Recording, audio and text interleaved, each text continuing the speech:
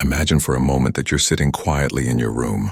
No phone buzzing, no TV blaring, no rush to get somewhere. It's just you, your breathing, and the steady rhythm of life flowing around you. At first, you might feel restless. Your mind might wander to what you need to do tomorrow, a conversation from earlier today or a mistake you made years ago.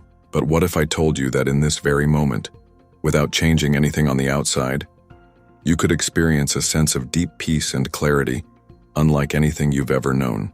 That's the promise at the heart of The Power of Now by Eckhart Tolle, a book that has changed millions of lives around the world by teaching one simple but life-altering truth: the present moment is all you ever truly have.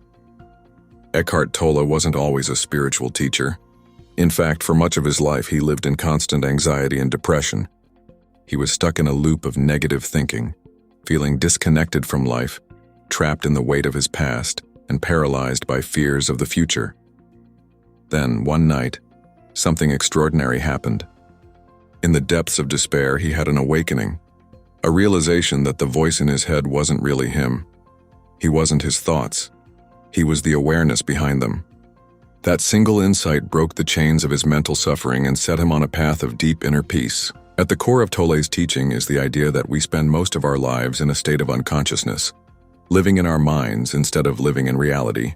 We're either replaying the past or imagining the future, but rarely do we fully inhabit the now. And yet the now is the only place life actually happens. Everything else is just an illusion created by our mind. Think about it. When you're worried about something, are you worrying about what's happening right now, or are you projecting yourself into the future? When you feel regret, are you reacting to the present, or are you reliving the past? The truth is, the present moment is rarely unbearable. It's our thoughts about the past and the future that cause the most pain. Tolle explains that the first step to living in the now is becoming aware of the mind's constant chatter. That voice in your head, the one that comments, judges, compares, and complains, it's not who you are. You are the observer, the one who notices the voice. Once you realize this, you create space between yourself and your thoughts, and that's where freedom begins. But awareness is not just about noticing thoughts. It's also about connecting deeply to the present moment through your senses.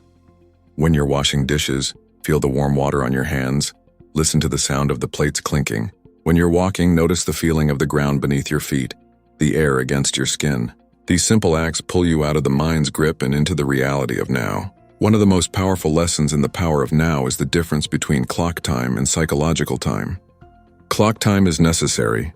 It's how we make appointments, plan trips, and schedule our lives. But psychological time is when we let our minds constantly live in the past or future. And that's where suffering hides. For example, preparing for an exam is clock time, but obsessing about whether you'll fail and how that will ruin your life is psychological time. The first is practical, the second is destructive. Tolle urges us to accept the present moment exactly as it is without resistance. Resistance happens when we wish reality was different than it is, and it creates tension and pain. Acceptance doesn't mean you have to love everything about the situation, but it means you stop fighting the fact that it exists. From that place of acceptance, you can take clear, effective action. Imagine you're stuck in traffic. You can't change it. You can't magically make the cars move. You have two options: resist it by complaining, getting angry, and building stress in your body, or accept it as the reality of this moment, relax your shoulders, maybe listen to an audiobook, and simply be present. The traffic is the same, but your experience of it is completely different. Tolle also talks about the pain body, an emotional energy field inside us that stores all our past emotional pain. Certain situations or people can trigger the pain body, and suddenly we're reacting far more intensely than the present moment calls for. This is why a small comment from a friend can feel like a personal attack, or why a minor inconvenience can make us explode with anger. The pain body feeds on drama, negativity, and conflict. The way to dissolve it is to notice it when it's activated, observe it without feeding it more negative energy, and bring your focus back to the now. Living in the now doesn't mean you stop planning for the future or thinking about the past altogether. It means you stop dwelling there. You use the past as a learning tool, not a place to live. You use the future for practical planning, not as a source of fear. And when you do think about past or future, you do it consciously, aware that you are stepping out of the present for a specific purpose. There's a deep peace that comes from realizing that in this very moment you are okay. You have air to breathe, you're alive, and life is here unfolding around you. The mind may try to tell you that happiness is in some future goal or hidden in fixing the past. But in truth, happiness is always available now. You just have to step into it. Tolle says that enlightenment is not something you achieve in the future. It's the natural state of being fully present, free from the mind's grip.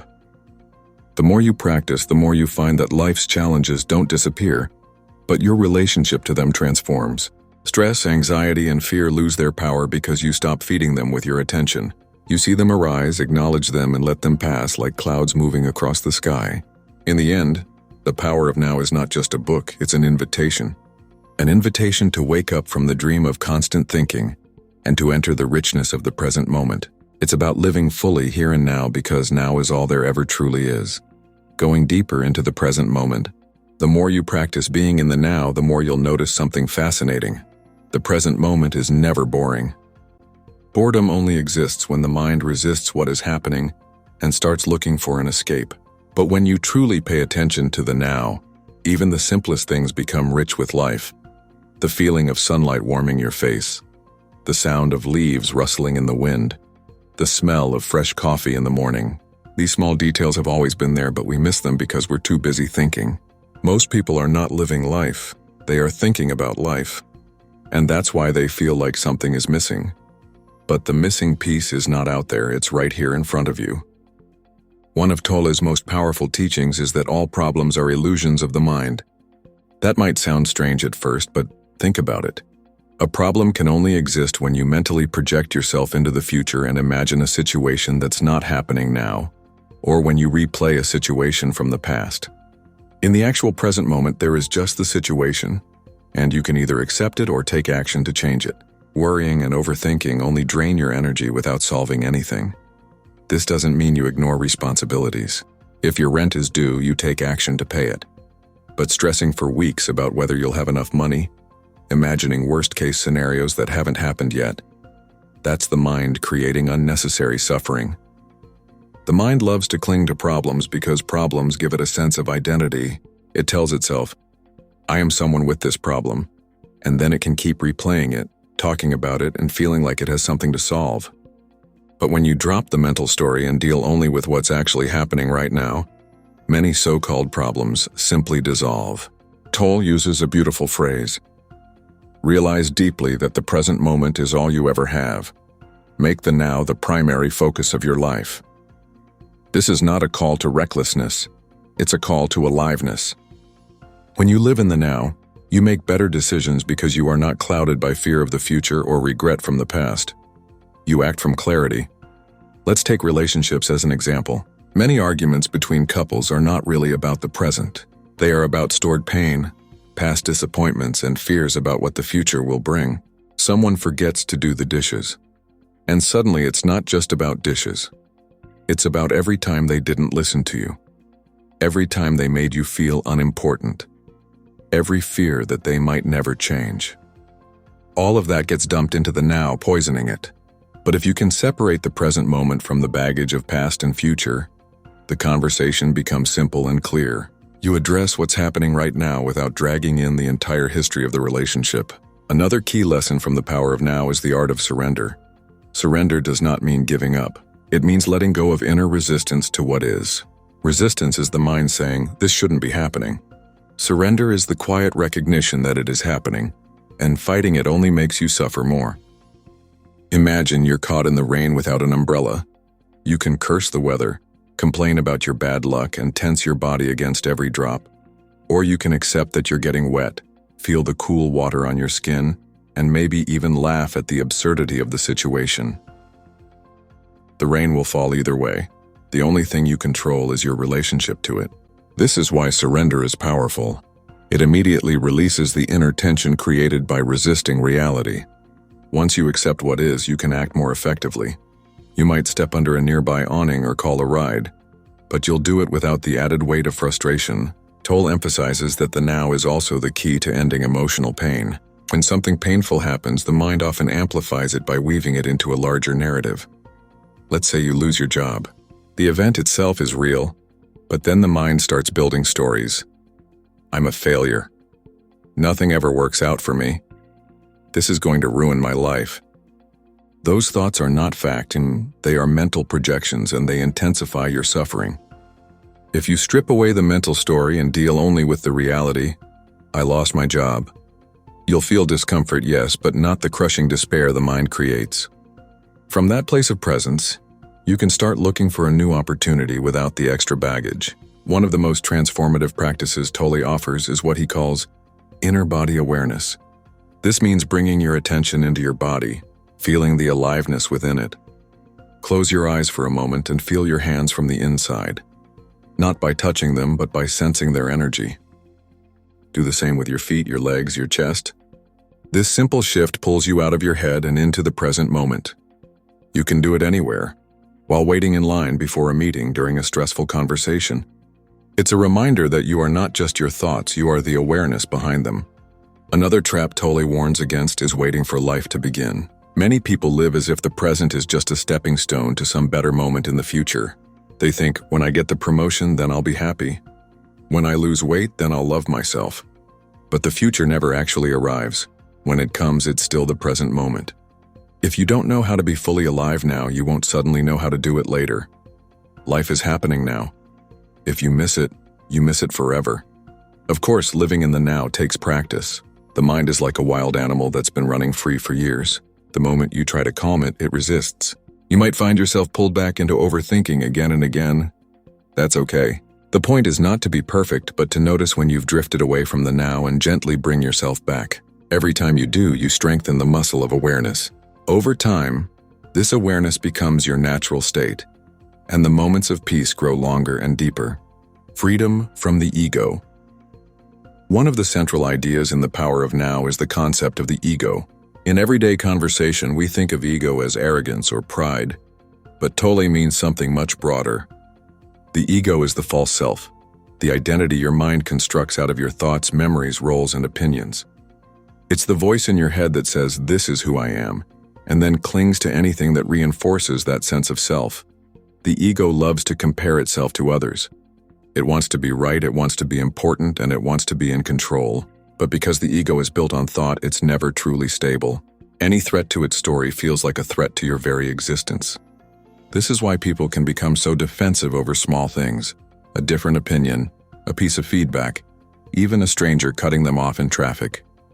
The ego takes it personally. It says, "They disrespected me, they made me feel small," and then it reacts with anger, judgment, or withdrawal. The problem is that when you live entirely through the ego, you are always at the mercy of external events. If someone praises you, you feel good. If someone criticizes you, you feel bad. Your sense of self becomes a roller coaster, going up and down depending on how the world treats you. Tolle explains that true freedom comes when you realize you are not the ego. You are not your thoughts, your achievements, your failures, or your social roles. You are the awareness in which all of those come and go. Think of the sky and the clouds. The clouds are your thoughts, emotions, and life circumstances. Sometimes they're light and fluffy, sometimes they're dark and stormy. But the sky, the vast open space in which the clouds appear, is untouched by them. That sky is your true self. When you identify with the sky instead of the clouds, life changes dramatically. The ego thrives on past and future. It says, "I was wronged back then," or "One day I'll be successful and happy." It avoids the now because the now is where the ego dissolves. In the present moment, there's no story to cling to, no image to protect. There's just life, raw and real. One way to loosen the grip of the ego is to notice how often you use the words "I" and "me" in your mind. Pay attention to how the ego tries to make everything about itself. Even when someone else is talking, the ego might be thinking, "How does this relate to me? What can I say to make myself look good?" The ego is always seeking approval, seeking validation, seeking more. But the more it seeks, the less satisfied it becomes. This endless seeking is what keeps people in a state of dissatisfaction, even when they achieve their goals. You might get the job you wanted, but soon the ego wants a better title. You might get the house you dreamed of, but then the ego wants it to be bigger. The cycle never ends unless you step out of it. Stepping out of it doesn't mean you stop achieving things or setting goals. It means you stop tying your identity and happiness to those achievements. You enjoy them when they come, and you let them go when they pass. You act from a place of fullness, not from a sense of lack. The ego also loves to create separation between people. It says, I'm different from you, I'm better than you, or I'm worse than you. This sense of separation is the root of much conflict in the world, from arguments between friends to wars between nations. When you're deeply present, you see through this illusion. You realize that beneath the surface differences, all humans share the same essence. We all experience joy, pain, fear, and love. We are all part of the same life. Tolle points out that the ego often uses possessions, titles, or social status as extensions of itself. This is why people can become irrationally angry if their car gets scratched or if someone questions their political beliefs. To the ego, it's not just a car or an opinion, it's me. Is it my true self or just an idea of who I think I am? Most of the time, it's the latter.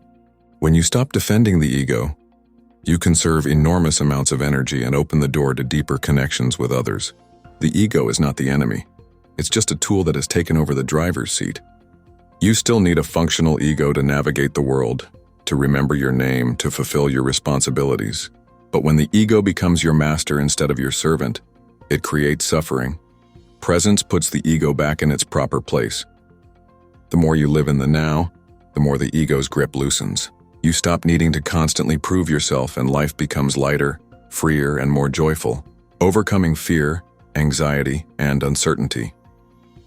Fear is one of the most powerful emotions we experience, and in The Power of Now, Eckhart Tolle makes it clear that almost all fear is psychological, meaning it's not about a real immediate danger, but about something the mind imagines might happen in the future. If a tiger is chasing you right now, fear is useful. It activates your body to run or defend yourself. But when you're lying in bed at night, unable to sleep because you're thinking about losing your job, your health, or your relationship, that fear is not helping you. It's draining you. Tolle explains that psychological fear is always about the future, a future that exists only as a thought in your mind. You're not actually experiencing the feared event. You're experiencing your mental projection of it. And because the mind can imagine endless worst-case scenarios, fear can feel endless too. The first step to overcoming this fear is to bring yourself back to the present moment. Ask yourself, right now in this moment, am I okay? Almost always the answer is yes. You may have challenges to deal with, but in the present moment you have a breath to take, a place to be, and life still flowing through you. By anchoring yourself in the now, you take away fear's power to dominate your mind. Anxiety works in a similar way. It's the body's reaction to the mind's fear-based stories. You might feel your chest tighten, your stomach knot, or your heart race. Most people respond to anxiety by trying to fight it, pushing it away, or distracting themselves. But Tolle suggests something radically different. Instead of resisting anxiety, allow it to be there. Observe it as a physical sensation in the body without attaching a story to it. Feel the tightness, the heat, the restlessness, and breathe into it. The moment you stop adding mental commentary like "this is terrible" or "I can't handle this," the anxiety begins to lose its grip. The same is true for uncertainty. The mind hates uncertainty because it can't control it. It constantly tries to predict the future so it can feel safe. But life is inherently uncertain. The more you resist that truth, the more stressed you feel. When you're present, uncertainty is no longer a threat. It's simply the open space of possibility. It's where anything can happen. The now is where you meet life as it is without needing to wrap it up in a neat plan. Tolle uses the metaphor of crossing a dark forest with a flashlight. You don't need to see the entire path ahead. You only need to see the few steps in front of you. When you take those steps with presence, the next few steps become visible, and then the next, and so on. This is how life unfolds, not in a grand, fully mapped out plan, but moment by moment. Presence also helps you see that many of the things you fear never actually happen. How many nights have you lost sleep worrying about something that turned out to be insignificant? The mind creates entire dramas that exist only in thought, and yet they feel as real as anything happening in front of you. By practicing presence, you cut through this illusion and deal only with what's real. When fear does show up, Tolle encourages you to meet it with curiosity rather than resistance. Ask yourself, what is this fear made of? Where do I feel it in my body? What is the story my mind is telling right now? This shifts your perspective from being lost in fear to observing fear. And the moment you observe it, you are no longer completely identified with it.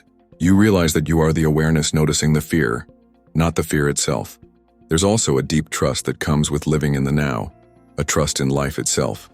This doesn't mean believing that everything will always go your way. It means trusting that whatever happens, you can handle it in the moment it happens. You don't need to handle it ahead of time in your imagination. This trust frees up enormous amounts of energy that would otherwise be spent on constant worrying. Another key point Tolle makes is that fear often disguises itself as practicality. You might tell yourself, "I'm just being realistic."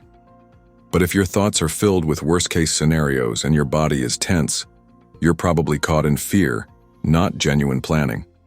Real planning happens from a calm, clear state of mind. Fear-based planning tends to be reactive, desperate, and exhausting. By returning to the now, you can plan for the future without being consumed by it. Tolle also points out that when you face a genuine challenge, not a mental projection, but something actually happening in the present, you almost always rise to meet it. Think about the times in your life when something unexpected happened and you just dealt with it, without all the fear and overthinking that usually comes beforehand. In those moments, you were fully present, responding to reality instead of your thoughts about reality. This is the power of the now in action. Overcoming fear, anxiety, and uncertainty is not about eliminating them completely. It's about changing your relationship to them. Instead of letting them control you, you learn to see them for what they are, temporary mental and emotional states that pass through your awareness. You stop giving them more attention than they deserve, and in doing so, you reclaim your inner peace, transforming your relationship with time. One of the most profound insights in the power of now is the distinction between clock time and psychological time. Clock time is practical. It's what allows you to catch a train, schedule a meeting, or remember your friend's birthday. Without clock time, our daily lives couldn't function, but psychological time is when the mind turns time into a mental prison. It happens when you constantly dwell on the past or project yourself into the future. In psychological time, the past becomes your identity, and the future becomes your salvation, or your doom. You might think, "One day I'll finally be happy," or "If only that hadn't happened to me, I'd be okay." This creates a life where the present moment is never enough. You're always chasing something or running from something, and you miss what's right in front of you. Tolle explains that most people live almost entirely in psychological time, and that's why they feel stressed, rushed, or unfulfilled. You wake up thinking about the problems you didn't solve yesterday, spend the day worrying about tomorrow, and then go to bed replaying the past again. It's a loop that never ends, unless you consciously step out of it. The way out is to make the now your primary focus. You can still use clock time to plan and remember, but you do it from a place of presence. This means that when you're planning your future, you're fully engaged in the act of planning, not lost in anxious what-ifs. When you're remembering the past, you're aware that you're remembering, and you return to the present as soon as the memory has served its purpose. Living this way transforms your relationship with time. You stop seeing the present as a stepping stone to some better moment in the future. You start valuing it as the only place where life actually happens. The future doesn't exist, it's just a thought in your mind. The past doesn't exist, it's a memory. The only real moment is this one, and it's gone the instant you fail to notice it. One common trap Tolle points out is what he calls waiting. Waiting is when you mentally project yourself into the future and treat the present moment as something to get through. You might be waiting for the workday to end, waiting for a relationship to improve, waiting for the weekend, waiting to be happy. But here's the truth. Your whole life is made up of the now. If you spend it waiting, you're essentially postponing living. Think of how often you say or think, "When this happens, then I'll..." That then may never come, and even if it does, it will arrive as another now. If you can't be fully alive in this now, you won't magically know how to be alive in the next one. This is why presence is so important. It's not just a spiritual practice, it's the only way to actually live your life. Another aspect of transforming your relationship with time is learning to slow down internally, even when life is busy externally. You might have a packed schedule, but you can still move through it with presence. Instead of rushing mentally to the next thing while doing the current one, you give your full attention to each moment. This not only reduces stress, but also makes your work more effective and your relationships more meaningful. Tolle uses the example of washing dishes. Most people treat it as a chore to get done as quickly as possible, so they can move on to something else. But if you bring presence to it, feeling the warm water, noticing the movement of your hands, hearing the sounds, it becomes a peaceful, even enjoyable experience. This is the shift from living in time to living in the now. The same applies to your goals. There's nothing wrong with having goals, but when you attach your happiness to them, you set yourself up for disappointment. You might achieve the goal, feel a brief high, and then the mind immediately looks for the next thing. This is the endless treadmill of psychological time. Instead, enjoy the process of working toward your goal. Be present for each step and let the outcome be secondary. When you live this way, you find that happiness is not at the finish line. It's woven into every moment of the journey. There's also a deep sense of relief that comes from realizing you don't have to hold the entire past and future in your mind at all times. You can let them go and just handle the moment you're in. Life becomes simpler, lighter, and more spacious. You start to see that you've been carrying unnecessary mental weight for years, and putting it down feels like freedom. Tolle reminds us that time is not the enemy. Unconscious identification with time is. When you see time for what it is, a tool for practical use, you stop being ruled by it. You move from being a prisoner of time to being its master. And when you live in the now, you discover something extraordinary. Time loses its grip and what remains is timeless. We have to realize that happiness comes from solving problems, not from avoiding them. Mark tells a story about when he was traveling in South America and found himself broke, stuck, and stressed. Instead of panicking or blaming others, he accepted that the problem was his to deal with, and he got creative. He started teaching English to locals, which not only solved his money problem but also gave him new friendships and experiences. This is how problems can turn into opportunities. But here's the kicker: life is never problem-free. In fact, the moment you solve one problem, another will appear. That's not a glitch in life, that's life working exactly as it should. This is why chasing a problem-free existence is one of the biggest traps people fall into. Happiness is not the absence of problems. It's the ability to deal with them. And the better you get at choosing better problems, the better your life becomes. So instead of asking, "How can I be happy?" you should ask, "What problems am I willing to struggle for?" Because your willingness to deal with certain struggles will define your life more than your willingness to chase pleasures. Now let's move into the idea of responsibility. One of the biggest misconceptions about responsibility is that it's about fault. People love to say, "It's not my fault, so I'm not responsible." But life doesn't work that way. Something can happen to you that's not your fault at all, but it's still your responsibility to deal with it. Think about this. If a baby is left on your doorstep, it's not your fault. You didn't create the situation. But if you choose to ignore it, you're making a decision that could harm another life. Responsibility is not about fault, it's about ownership. When you take responsibility for your problems, even if they weren't caused by you, you give yourself the power to control the outcome. If you avoid responsibility, you give away your power and stay stuck. This is why blaming others is such a seductive but destructive habit. It feels good because it makes you feel morally superior for a moment, but it robs you of the ability to improve your life. Mark shares a personal moment when he was dumped by a girlfriend and initially blamed her for everything. But when he finally owned his part in the relationship's failure, he was able to learn, grow, and eventually have healthier relationships. Responsibility is the bridge between suffering and growth. If you're not willing to take responsibility for your life, you're basically choosing to stay a victim. The harsh truth is nobody is coming to save you. And if that sounds depressing, it's actually freeing, because it means you don't have to wait on anyone. You can start changing your life right now. Another key point in the book is the idea that you're always choosing, whether you realize it or not. Every yes to something is a no to something else. If you say yes to staying up all night binge-watching TV, you're saying no to feeling rested the next day. If you say yes to a toxic relationship, you're saying no to opportunities to find a healthy one. Once you realize you're always making choices, you become more intentional with them. Mark talks about the feedback loop from hell. It's when you get anxious about being anxious, or you get angry about being angry, or sad about being sad. Basically, you feel bad about feeling bad, and it spirals. The solution is not to run from those feelings, but to accept them as part of being human. You can't selectively numb emotions. If you numb pain, you also numb joy. Instead of fighting your emotions, you acknowledge them, let them pass, and focus on what you can control. One of the boldest ideas in the book is that certainty is the enemy of growth. Most people think they need to be certain before they act, but the truth is, growth happens when you step into uncertainty. If you only do what you're certain about, you'll stay in the same place forever. Mark uses the example of starting his blog.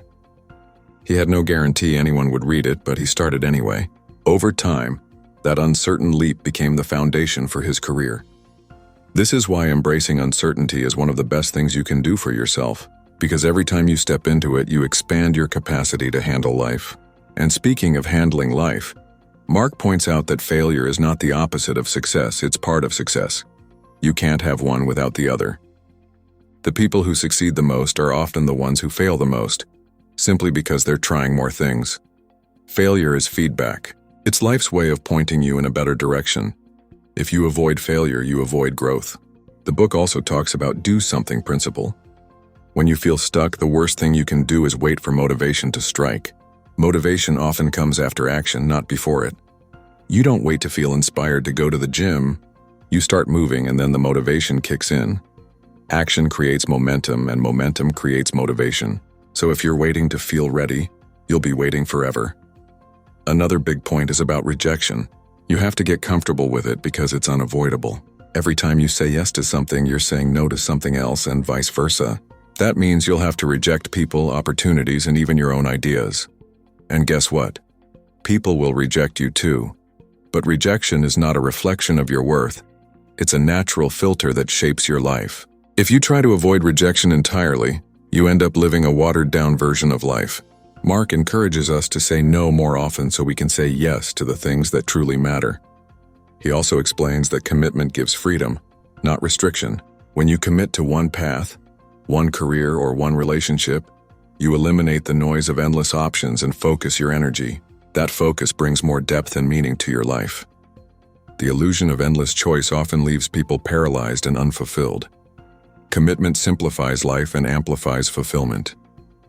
As we near the later chapters of the book, Mark gets into the topic of death, not to be morbid but to remind us that life is short and our time is limited. Most people live as if they'll live forever, wasting years on things that don't matter. But when you truly understand that you're going to die, you stop wasting time and start focusing on what's important. Death strips away the superficial and forces you to ask, what legacy do I want to leave? Mark shares a story about losing a friend and how that experience changed his perspective on life. It made him realize that everything we have is borrowed time, and that's the core message of the book.